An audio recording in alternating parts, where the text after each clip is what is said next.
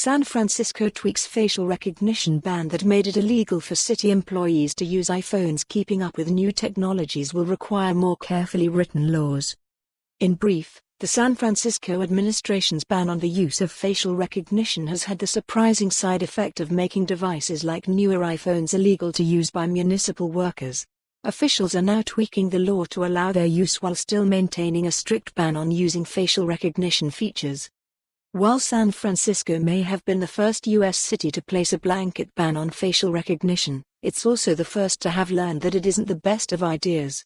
The city's Board of Supervisors wanted to ensure accountability around the use of surveillance technology and facial recognition, but that inadvertently extended to outlaw the use of Face ID for iPhone users.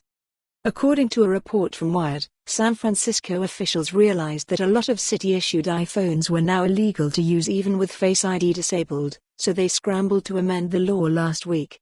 The changes still apply to the use of Apple's facial recognition feature as well as the alternatives, but the purchase and use of mobile devices that have it is now allowed. Municipal agencies can now make the case that a particular device is the only viable solution that covers their needs, and workers will have to turn off facial recognition and use passcodes.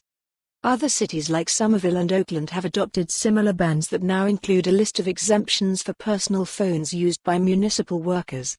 As more cities follow suit, they're also using more careful language in the new legislation. The American Civil Liberties Union says it's reaching out to cities like Alameda in California to help them through the process. It's worth noting that San Francisco city officials were previously in the dark about the facial recognition tech used by the police department, including a 90-day mugshot search system that started in January 2019. Law enforcement agencies can now request exceptions, which leads to an increase in transparency about their use of it. This also illustrates the challenges of adopting new technologies without creating serious privacy risks. In August, a facial recognition test mistakenly identified 26 California legislators as criminals, so a blanket ban may have been a good idea. The technology is getting cheaper, but it's still far from being accurate enough. On the one hand, the government wants to speed up its adoption at airports. On the other, the potential for abuse by the FBI, DOJ, and DEA is a major source of lawsuits and privacy headaches. For more on this story, visit the news article link.